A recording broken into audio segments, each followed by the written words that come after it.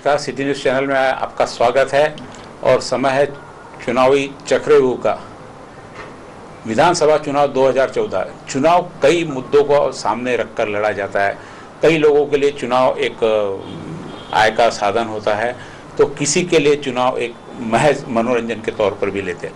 कई लोगों का बिजनेस चलता है इससे। चुनाव के साथ में कई चीज़ें जुड़ी रहती, चुनाव का सभी को बेसब्री से इंतजार रहता है। लेकिन इस चुनाव के पीछे कि आखिर चुनाव क्यों होता, किस व्यक्ति को चुनना चाहिए, इसकी धुरी क्या होती है। हर चीज़ की धुरी कहीं ना कहीं आर्थिक आधार पर आकर टिक जाती है। और आर्थिक आधार जब आता है तो एक व्यवसाय, बिजनेस, इंडस्ट्री, इन सब चीज़ों को हमारे सामने रखकर हम लोग देखते हैं। तो इस चुनाव पर व्यवसाय हर बार हम सिर्फ अपने पर्सनल स्वार्थ के लिए किसी ऐसे व्यक्ति को चुन के दे देते हैं जिससे जहाँ का वह नेता होता है वहाँ का भला नहीं हो पाता, क्योंकि कई बार उसका विजन नहीं होते हैं, क्या करना चाहिए ये पता नहीं होता है।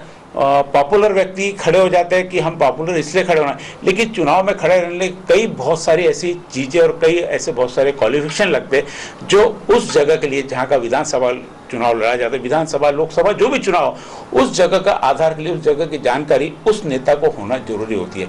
तो चुनाव करते समय आप ये जरूर ध्यान रखें कि आप जिस व्यक्ति को चुनकर दे रहे हैं क्या वह आपके इस क्षेत्र के लिए योग्य है। कई बातें उसके लिए होती है। हम लगातार हमारी डिस्कशन से बताते जा रहे हैं कि किस आदमी का विजन कैसा है, क्या आपके बारे में सोच सकता है। इन सब चीज़ों के पीछे आर्थिक आधार है। आज हमने रोज आपके सामने किसी न किसी यहाँ पे नेता को लेकर आए, कोई बीजेपी के पक्ष में बोला, किसी ने कांग्रेस के पक्ष में बोला, किसी ने राष्ट्रवादी के पक्ष में बोला। जो नेता आता वो अपने पक्ष को निश्चित बढ़ाकर बोले, लेकिन इन सब चीज़ के पीछे जो पैसा आता है, जहाँ से पैसा कमाया जाता, वो चीज़ है व्यापार। व्यापार के ऐसे ही दो हमारे यहाँ पे, हमने अमरावती की एक इंडस्ट्रियल एरिया से जो अध्यक्ष है सहकारी इंडस्ट्रियल वीरेंद्र जी लट्टा हमारे साथ में मौजूद है, और साथ ही अमरावती चैम्बर ऑफ कॉमर्स के सदस्य मगन भाई बाठिया। ये दोनों अमरावती के वे व्यक्ति हैं जो अमरावती के पूरे व्यवसाय पर नज़र रखे हुए हैं, और इनको पूरी जानकारी कि अमरावती का यदि व्यवसाय का विकास होता है तो अमरावती का विकास होगा ही। हर व्यक्ति रोड, सड़क, पानी इतना यदि डेवलप हो गया तो समझ लेता अमरावती का विकास हो गया, लेकिन नहीं, इसके पीछे सारे आर्थिक आधार होते हैं। तो उसके लिए मुख्य रूप से उद्योग और व्यवसाय, उद्योग और व्यवसाय में अमरावती बहुत पिछड़ा हुआ। क्यों पिछड़ा हुआ है, हम आज इनसे चर्चा करेंगे, क्योंकि ये लगातार किसी न किसी प्रयास में रहते हैं कि अमरावती का विकास हो। विकास निश्चित रूप से यदि इंडस्ट्री का विकास होता, शहर का विकास होगा ही। शहर का विकास होगा तो देश का भी विकास होगा। शहर का हर हिस्सा देश के साथ में जुड़ा है। हमारे साथ में वीरेंद्र जी, मेरा ये बोलना है कि जैसे जब तक कोई सिटी का डेवलपमेंट होना है, जब तक इंडस्ट्रियल डेवलपमेंट नहीं होंगी, सिटी का डेवलपमेंट पॉसिबल नहीं है। इसके लिए हम पिछले 15 साल से 20 साल से प्रयास कर रहे हैं हमारे एसोसिएशन लेवल पे। पीछे 2004 में जब डॉक्टर सुनील देशमुख पालक मंत्री बने थे, हमने एक एडवांटेज अमरावती करके एक प्रकल्प लाया था, जिसमें हमने अमरावती के रीजन के जो प्लस पॉइंट्स है, स्ट्रेंथ है, जैसे रॉ मटेरियल की स्ट्रेंथ है, इसलिए लेबर की स्ट्रेंथ है, इस विषय पे हमने करीबन 25 कमेटी बना के उस पर स्टडी की थी। उस समय जैसे एक कॉटन स्टडी में जो लोग थे वो सरकारी लोग थे, बाहर के सामाजिक कमेटी हमारे एसोसिएशन लेवल पे बनाई थी। और एडवांटेज अमरावती की जो आपने कल्पना की थी, निश्चित रूप से कहीं ना कहीं व्यापारी, इंडस्ट्री, उद्योगपति की ओर से ही आई होंगी। नहीं, इंडस्ट्री का डेवलपमेंट, जैसे हम लोग यहाँ पे सब छोटी इंडस्ट्री है, हमारे को लगता था कि यहाँ पे जब तक बड़ी इंडस्ट्री नहीं आएंगी तो यहाँ का व्यापार, बिजनेस नहीं बढ़ेगा। और बिजनेस बढ़ाने के लिए हमारे पास पानी था, जमीन थी, पर यहाँ के पॉलिटिकल, लेकिन पहले ऐसे भी सुना जाता है कि यहाँ से ट्रांसपोर्टेशन की व्यवस्था नहीं, यदि आप यहाँ से प्रोडक्शन होगा तो आप भेजेंगे कैसे, उसके कारण भी यहाँ पे उद्योग डेवलप नहीं हो पाए। तो ऐसा तो बहुत जगह का प्रॉब्लम है। ट्रांसपोर्टेशन जब बड़ी इंडस्ट्री आती है ना तो धीरे धीरे ट्रांसपोर्ट डेवलप हो जाता है। छोटी इंडस्ट्री के लिए यहाँ से बॉम्बे भेजने के लिए, माल भेजने के लिए प्रॉब्लम है, पर जब बड़ी इंडस्ट्री का ट्रक लोड जाता है तो फिर धीरे धीरे छोटे ट्रांसपोर्ट भी डेवलप हो जाते हैं। ट्रांसपोर्ट तो एक बार बड़ी इंडस्ट्री आने का धीरे धीरे समस्या दूर हो जाती है। पर बेसिकली लेकिन कोई इंडस्ट्रियलिस्ट भी यहाँ पे आएगा तो कोई भी, जैसे आप आगे यदि पानी चलो बाद में आ जाएगा, ले लेंगे, बिजली बाद में, नहीं ये सोच के तो कोई इंडस्ट्री नहीं लगाएगा। आज यहाँ पे देखो ना, सबसे बड़ा प्रॉब्लम था कि लैंड का। लैंड यहाँ पे नांदगांव पे 5 स्टार MIDC गवर्नमेंट ने डेवलप की, पर आज वो 2800 एकड़ की थी। अब देखो उसमें कैसा पॉलिटिक्स हुआ कि हमारे यहाँ के पॉलिटिकल विल नहीं रहने से पिछले 15 साल, 10-12 साल पहले एक ऐसा एक इशू आया था कि थाना के पास की डैम की हाइट बढ़ाना था। डैम की हाइट बढ़ाना तो क्या किया कि यहाँ पे जंगल कम हो रहा था। जंगल कम हो रहा तो क्या किया उन्होंने, 500 हेक्टेयर जगह MIDC की दे दिया वहाँ पे। हमने ये इश्यू उठाया पर हमारी जवान चुप कर दी, क्योंकि हमारे को किस सपोर्ट ही नहीं मिला। चुप कर दी वाली बात हो, कहीं ना कहीं फिर हम लोग कमजोर पड़ रहे हैं ना, हमारे पक्ष रखने में। कहीं हमारे हमने कहीं ना कहीं हमारी क्यों दबते हम लोग? हमने दबे, पर हमारी जो है चुप करा दिया कहीं ना कहीं, किसी चुप करा दिया, मुझे आगे वो बात ही नहीं की ना, हमने ठीक है फॉरवर्ड कर दिया। हमने जूम की मीटिंग में उठाया, हमारे जन प्रतिनिधि को बताया, ठीक है हम देखते, पर बोले अब हो गया वो। पर ये कब होता है, ये जब हमको कब मालूम पड़ता है कि ये सारी चीज़ें वहाँ पे मंत्रालय लेवल पे हो जाती, और अपने यहाँ के लोग वहाँ पे बैठ के क्या करते हैं, कुछ नहीं करते। नहीं, कुछ नहीं करते थे, फिर आज भी कुछ नहीं होगा। तो जब एक चुनाव जब आता है, कई ऐसे कमिटमेंट आप किसी से क्यों नहीं लेते कि हमारे इंडस्ट्री, कितनी बार आपने चुनाव के समय किसी से कमिटमेंट लिया? नहीं, पिछले समय जो कमिटमेंट हुआ था, अभी डॉक्टर साहब थे जब, तो उन्होंने 2004 में तो उन्होंने 2005-6 में एडवांटेज अमरावती के लिए हमको काफ़ी मदद की।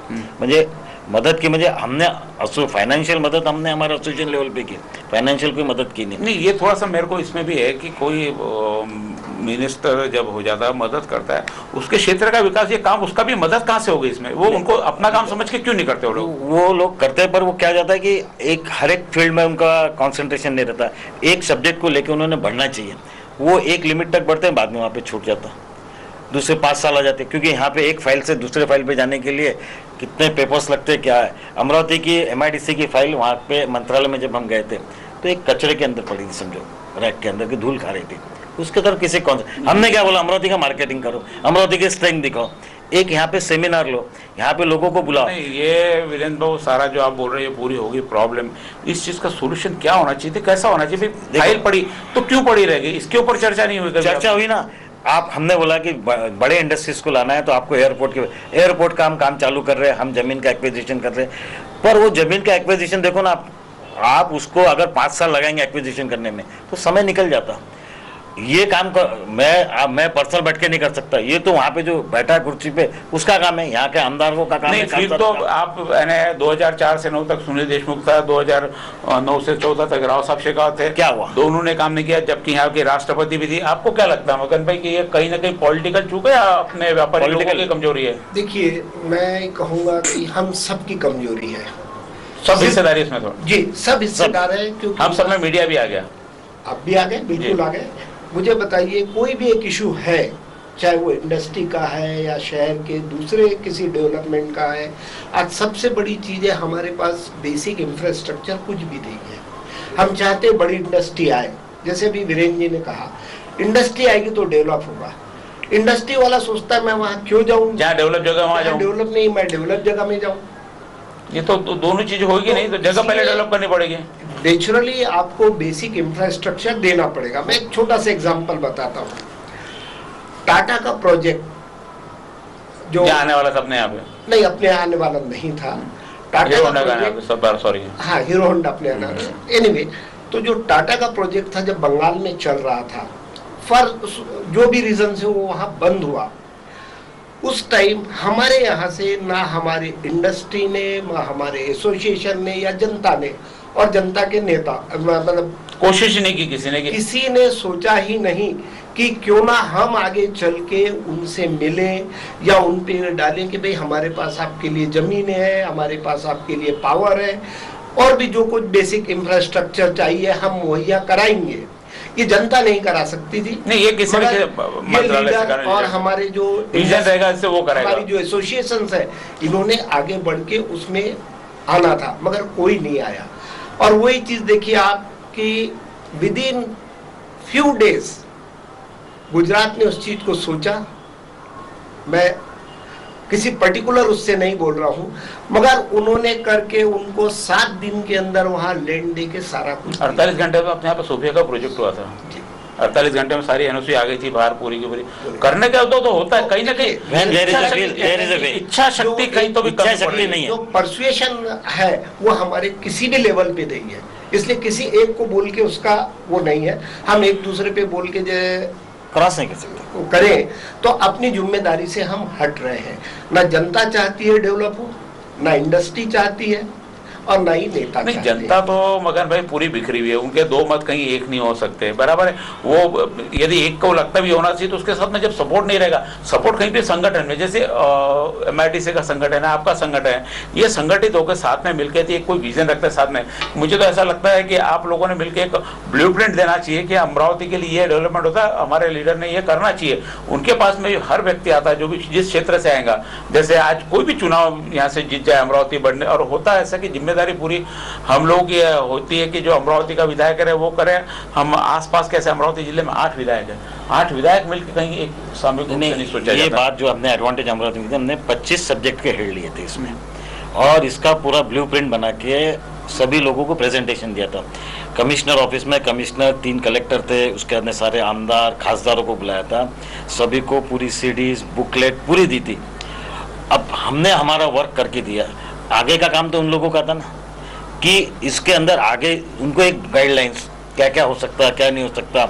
अपने चिकलदरा के अंदर, धारनी के अंदर हर्बल का बहुत बड़ा काम होता है, इसको भी अगर ध्यान में लिया तो छोटा सा वहाँ का जो आदिवासी है, एक्जैक्टली एडवांटेज अमरावती एडवांटेज बहुत ज़्यादा लोगों ने भी सुना, लेकिन एक्जैक्टली एडवांटेज अमरावती में क्या है, क्या उसके विजन थे, क्या क्या उसका विजन ये था कि यहाँ पे क्या हो जाता है यदि अमरावती एडवांटेज यदि लागू हो जाता तो आज क्या रूप रहता उसका, जैसे अपन आज क्या रूप रहता। बेसिक चीज क्या था कि उसके अंदर एडवांटेज अमरावती के अंदर इंडस्ट्रियल डेवलपमेंट का सबसे बड़ा मुद्दा था। एक दूसरा, किस टाइप की इंडस्ट्री आ सकती थी, हमने 4 उसमें स्टडी किया था कि यहाँ का कॉटन, सोयाबीन और ऑरेंज, हमने 3 सब्जेक्ट लिए थे, जिसपे बेस पे इंडस्ट्री यहाँ पे लाने के लिए गवर्नमेंट ने उनको मदद करना चाहिए। दूसरा ये था कि इको टूरिज्म का दिया था कि चिखलदरा अपने यहाँ पे एक हिल स्टेशन है विदर्भ के अंदर, और वहाँ पे अपने यहाँ पे टाइगर प्रोजेक्ट भी है बाजू में, इसका मार्केटिंग करना चाहिए।